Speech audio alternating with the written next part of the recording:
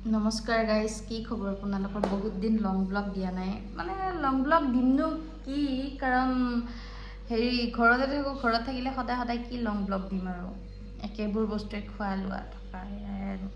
বাকী এতিয়া চাহ খাব লৈছোঁ।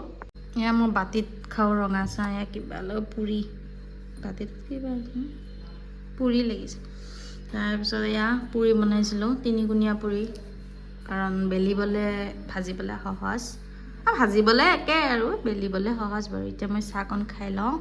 যদিও দিনটো ঘৰতে থাকিম, কি কৰোঁ দেখাই থাকিম। মানে ওলাই যোৱা হয়, কিন্তু ওলাই মানে ঘপককৈ কিবা এটা কাম আহিল, ওলাই গ'লোঁ, তেতিয়া আকৌ ব্লগটো আৰম্ভ কৰা নহয়। মই পাহৰি যাওঁ, মোক খুব পাহৰোঁ আচলতে কথাবিলাক। এতিয়া ৰাতিপুৱাৰ পৰা যদি ব্লগটো আৰম্ভ কৰোঁ, দুপৰীয়ালৈ ধৰক মই কি মানে পাহৰিলোৱে ধৰক, সেনেকুৱা আৰু। ঠিক আছে বাৰু, মই দেখাম আজিৰ দিনটো কি কৰিম, ঘৰতে থাকিম বাৰু। চাদৰ মেখেলা ঘৰত ধুনীয়াকৈ পিন্ধি আছোঁ। ৰিলচ এটা বনাইছিলোঁ, ফেচবুকতো বনাওঁ আৰু ইউটিউবতো মানে চৰি দে, হেৰিত বনাওঁ, ইনষ্টাত। ইউটিউব আহিছে, হাঁহি আছে বৌয়ে বাৰু। বনালোঁ, ভাত তাত খোৱা নাই দুপৰীয়া। এইখিনিমান টাইমত ৰ'দটো ভাল হয়, তেতিয়া বনাওঁ আৰু। বাকী এতিয়া ভাত তাত খাম, আৰু দুজন মোৰ লগৰ অহা কথা আছে, মানে এনেই ফুৰিবলৈ আৰু কিবা কাম এটাৰ কথা পাতিবলৈ অহা কথা আছে। গতিকে তেওঁলোকে আহে যদি অকণমান ৰখিম। বাকী কি বনাইছে বৌয়ে মই দেখাম বাৰু এতিয়া দেই। খুৱাই লৈহে আমি খাম, আগে তাক খুৱাম তাৰপিছত খাম। আজি বোলে বনাইছে টেঙা আৰু মাছ আৰু আলু ফ্ৰাই। বনাইছিলোঁ, লিপষ্টিক চিপষ্টিক লাগিয়ে আছে। বাবুৰখিনি ঠাণ্ডা কৰি তাক খুৱাই আমি খাম।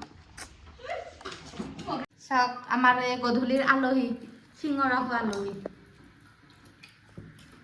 আৰু এয়া হৈছে লাল চাহ। মই বাতিত চাহ খাওঁ, চবে জানে, আগৰ ব্লগবিলাকত দেখিছে। আৰু এয়া পকৰী, পিঁয়াজ, আৰু হৈছে এয়া চিঙৰাটো ভাঙি লৈছোঁ। তাতে অকণমান টেঙাৰ চব্জি দি লৈছোঁ, টেঙাৰ জোল। কি কৈছা? কি কৈছা?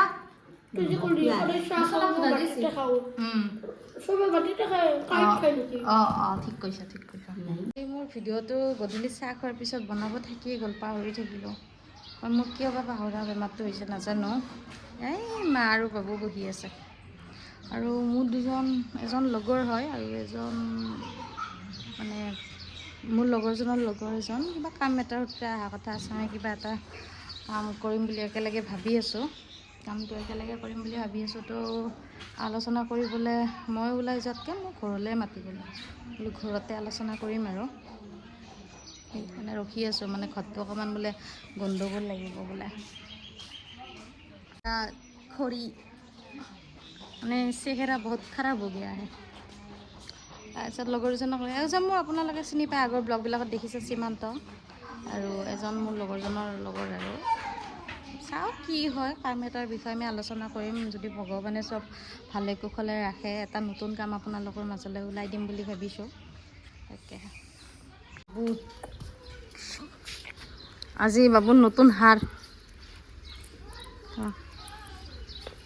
কিবা ক'বা? কিবা ক'বা? কিবা ক'বা? কিবা ক'বা তুমি? বুলি কৈছে, তাৰমানে কিবা এটা কৈছে। আহিছে মোৰ লগৰজন। এইখনেই হ'ব চাগে মেবি, কাৰণ এইফালে গাড়ী সেনেকৈ আহিবলৈ নাই। এইখনে হ'ব চাগে। এতিয়া খাব লৈছোঁ গাহৰি মাংস। মায়ে বাৰু ঘৰলৈ, মানে এইটো ঘৰলৈ আনিলে গালি পাৰে, তথাপিতো আমি আনো আৰু মাৰ গালি খাই হ'লেও।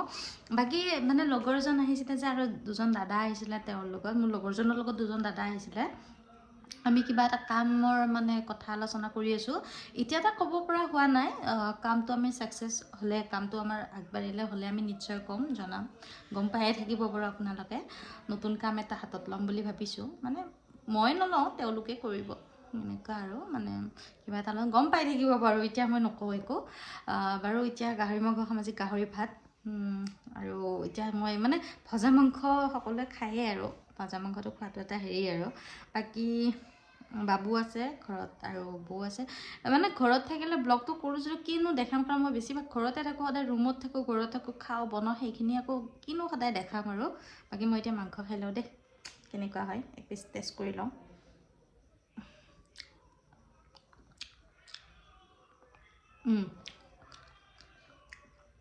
মজা হৈছে, খাই ভালেই পাওঁ বাৰু।